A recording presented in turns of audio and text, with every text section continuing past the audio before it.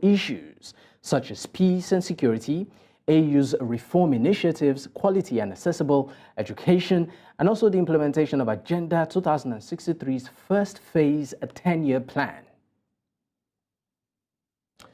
And of course, joining me on the program to discuss this and make sense of it is Ovigwe Egwegu, policy analyst at Development Re-Emergent, joining from Abuja, Nigeria, and also Michael Lanre Toluhi, African Affairs Analyst, joining from the United Kingdom. Gentlemen, thank you for your time.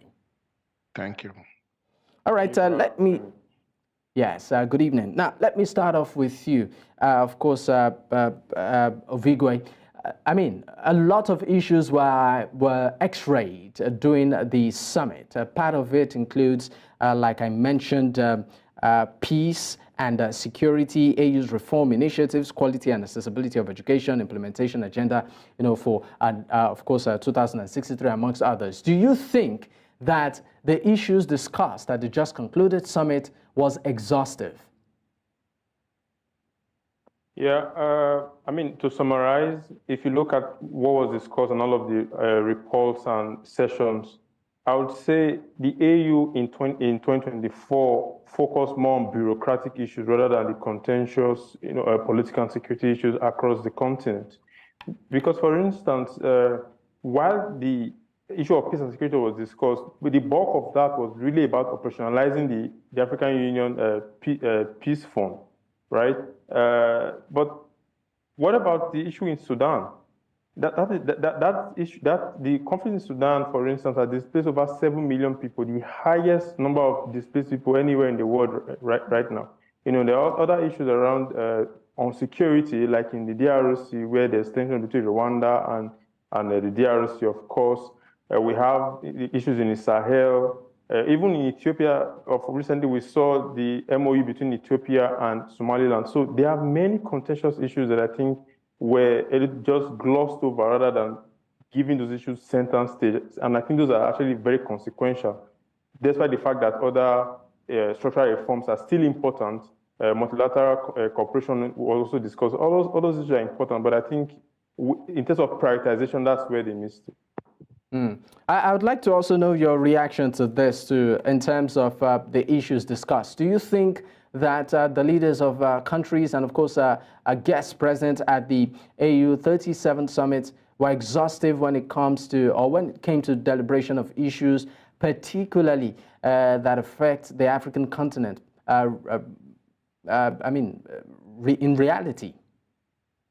I'm talking to you, of course, Michael. Thank you. Good evening. Good evening. Good evening, everybody. We just saw the African leaders gather again, and even when they called the meeting, they told us we're going to talk about. They made everybody believe that the meeting is being called for them to look at the security, the conflicts, the coup, and the insecurity issues in Africa, knowing that even the host country in Ethiopia is facing the jihadis and all that.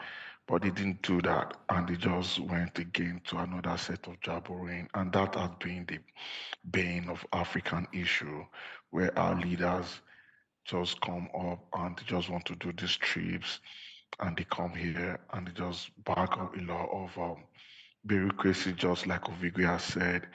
They've refused to face the cross of the matter. They've refused to attend to issues where they needed to attend to. They've refused to stand as a body, AU as a body, taking stands where they need to take stands, and letting everybody in Africa know that truly Africa is a bloc and AU should be a power bloc, not to be toyed with. But even countries that belong to the AU don't see AU as a threat, because don't see AU as a body to be respected. And why? Because our leaders in their various countries, they've decided not to play the rules of leadership, and as a body, as a unit, and as an organization, they've not done that. They just get to do these meetings as a form of a get-together, not as a decision-making organ, or as an organ that is really serious in checking about the welfare and the well-being of the African nations and the Africans itself. All right. I would like to subsume this conversation to two particular areas. The area that has to do with, or three particular areas. Number one, security. Number two, local governance. By local governance, I mean in terms of the governance level, in terms of performance at country levels, per country, and also the economy.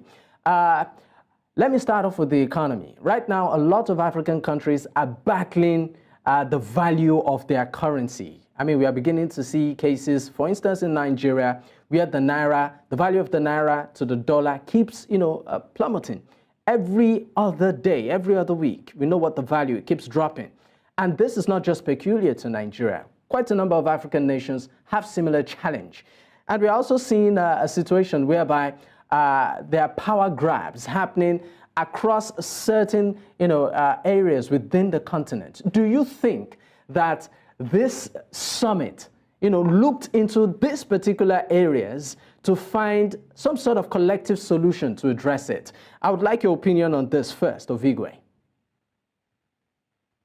Well, the situation on the African continent is such that even when we're looking at institutions like the African Union, I mean, that's why we're having structural reform, because we still don't know what exactly the AU needs to be doing more of at this point. I mean, of course, there are recommendations, right? And that's what part of what they are what was under consideration in terms of reforms.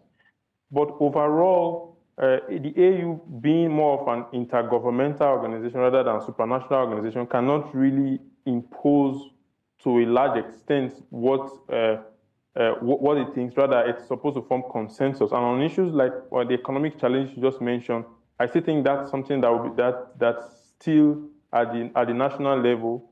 You mentioned Nigeria, for instance. Nigeria and many African countries, Tanzania, Kenya, and the like, they are all faced with dollar scarcity, but they are not being very proactive in how they are. Sorry to cut in. For instance, some are saying that most African countries, for instance, trade in dollar. That why not? Why some have recommended that maybe Africa should have its own. I know that conversation came up at some point, but it seems to have withered away. No one is talking about it in a way to just boost the local economy. I mean, I would like you to look at this also in that light. Yes, of course. There is a Pan-African payment system that's been developed, but the Pan-African payment system is not necessarily a currency. Right? It's more of a tool to facilitate cross-border payment. But what currency are you going to be paying in? And that's the point I was just trying to make. So, if you give you an example, Nigeria got about 38% of its imports from China in 2023. Which was roughly about 40 billion dollars. That's a lot of money, right? Now, did we need to use USD for all of those imports? No, because in 2018 we had an agreement between the People's Bank of China and the CBN on a $2.5 billion currency swap, where we can then, of course, use yuan, which is Chinese currency, to make those payments, thereby lessening our demand for US dollar. Other countries are moving in this direction. They are opening swap lines. Iraq has a swap line. The UAE has a swap line of about 4.9 billion. The Saudis have a swap line of about 6 billion.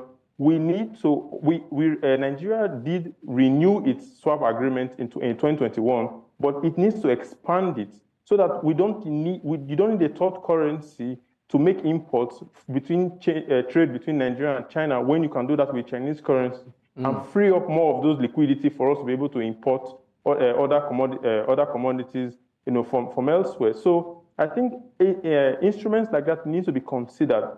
Maybe that's not an AU issue, but African countries themselves, they can sit with China to iron those issues out. All right, I would like to know, of course, your opinion on this, Michael. Do you think concerning issues of governance and security and also the economy, particularly with areas to the very recent power grabs you're seeing in some parts of Africa, and also the fact that many African economies are struggling, was that really, touched on and agreements reached exhaustively? Thank you. Just like Rigwe has said the African nation, African Union, as it is known, haven't done that, but these actually needs to break down or being done at the country level. But this is hard for the African nations to have done, because, like we said, our leaders have not really been doing what they need to do. And for me, I won't go into currency swap or no currency swap, because even when you're swapping your currency or whatever thing you're doing, you're still going to be needing a second or a third party currency to do your transaction. What happens to the wealth and the endowments in Africa? How well have we managed what we have? People don't understand this. Africa is the richest continent in the world in terms of human resources, natural resources, and whatever resources you want to call about it. So what have we done in developing our resources, in making use of our resources, and doing more of exportation and less of importation, and making ourselves have a value? Because what are we trading with? Because we need to understand what we are trading with, because we need to give a lot of value. We have a lot of things you see in Congo, where a lot of natural resources needed to do microchips is basically domiciled in Congo, and the guys mining it can't even feed, while some people are feeding it, some countries, some Western countries are making a lot of money from it, while those actually have it don't do. We see what we have in Nigeria. Let's come to our home, where we both belong to Nigeria. We see a lot of resources we have, untapped resources. All right, Michael, I'm sorry, I might just need to, of course, interrupt you slightly, but in 30 seconds, I would just like you to conclude, because you're pressed for time. All right. So what I'm just saying is Africa needs to do more of inward look. We need to look at inward and be proactive and productive and be innovative in ours. And because once Africa is able to look inward and be productive, all this will be taken care of.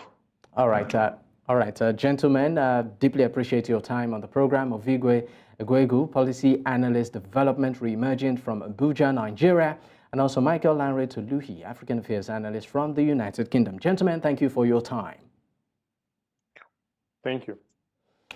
All right, and it's a wrap on today's episode of the program. Now, just, of course, to conclude the show today, leadership across the world from time to time has always been about results. It's not about excuses.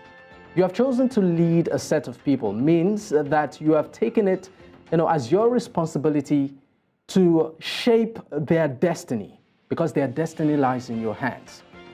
I think if every leader has a sense of responsibility towards its people, it will find every means necessary to ensure that they are not just secure, but they are happy.